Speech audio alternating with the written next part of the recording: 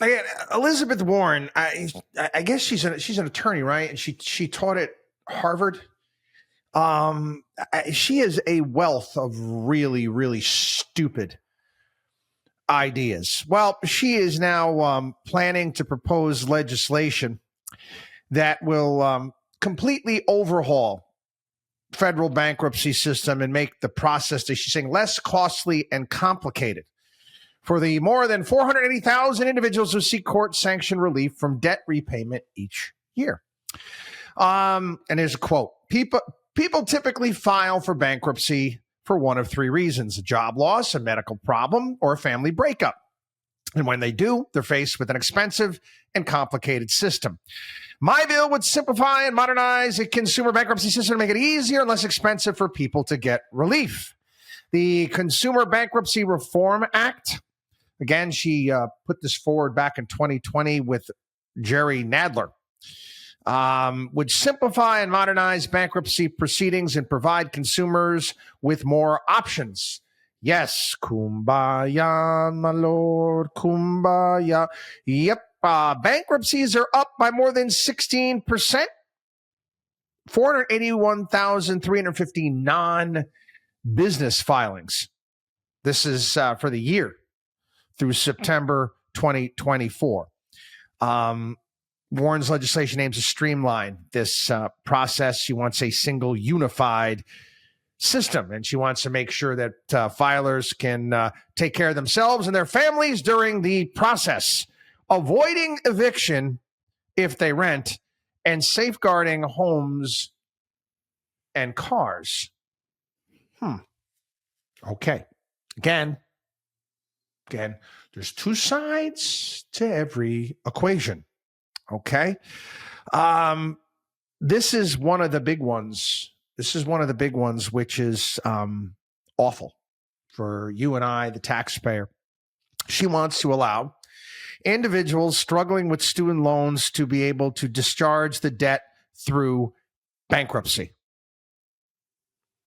Okay. I have no problem with that if the taxpayer is not providing the loan. Because you see, anybody who wants to get a loan can get a loan via the government. Fill out the damn FAFSA form. They're going to give you money. And it's even greater if you're a grad student. They'll give you money for anything. They'll give you money for housing, whatever you want. It's like a massive party. You can go out and you can borrow hundreds of thousands of dollars to get a degree in basic basket weaving, gender studies, or studies of the alphabet people, the LGBTQs. But anyway, neither here nor there. If a bank wants to go ahead, again, get the taxpayer out of it, bank wants to go ahead and loan that money out, that's up to them. But again, let's use our brains. Do you think that a bank is going to lend out hundreds of thousands of dollars for some nonsensical degree? Maybe if the interest rate is 25%.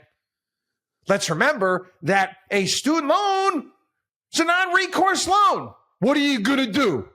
You're going to repossess the diploma? What exactly are you going to do? What is a non-recourse loan? Well, that's a credit card loan. What are credit card interest rates? That would put interest rates for student loans up at credit card rates. Again, I don't care. I suggested this years ago.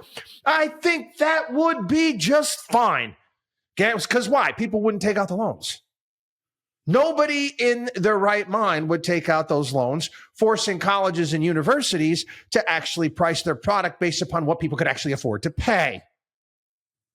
That's not going to happen. You see, what's going to happen is this is an end around. I mean, hey, what do you say? You know what? I'm going to do it. I mean, it'd be I'm going to go to college. I'm going to borrow a ton of money. I'm going to go to a private school undergrad. And you know what? I'm going to go to medical school. I'm going to go on. I'm going to be a surgeon. And you're going to have hundreds of thousands of dollars in debt. Hundreds of thousands of dollars in debt. And you're going to come out. Your income right off the bat ain't going to be that high. You're not going to have any assets. What do? Declare bankruptcy. Hey, she just made it easy. You can discharge all of that in bankruptcy. Smart move. It would be the smart move. And most certainly, that's what's going to happen. That's what's going to happen. And who's going to pay? Taxpayer, because we're the ones loaning the money. We're the ones loaning the money. This is some sneaky crap Elizabeth Warren is playing right now. Anyway, this bill of hers is going to replace the existing Chapter 7 and Chapter 13 with a new Chapter 10, which would give individuals with debt of less than $7.5 million 2 routes for filing bankruptcy. Again, this is personal bankruptcy. $7.5 million in debt. Anyway, the first option would allow consumers to surrender assets, including cars, which the legislature says could lead to debt being discharged without payment. Assets, cars, stuff, it's not going to even come close to covering this if this is personal. Consumers who lack assets could seek bankruptcy on some debts as long as they adhere to a debt-specific payment plan. Again, there's going to be a limited proceeding that's going to go through. It would eliminate a means test, which would take into account income and expenses when determining eligibility for Chapter 7. And again, it would also allow, and this is interesting, it would allow the opportunity to pay attorney fees over time. How many lawyers are going to get into being a bankruptcy attorney if they're not going to be paid up front? Your client is bankrupt. I don't see that being a very promising career. Anyway, it also allows the current law requires renters to pay all back rent to keep their apartment or rental residence.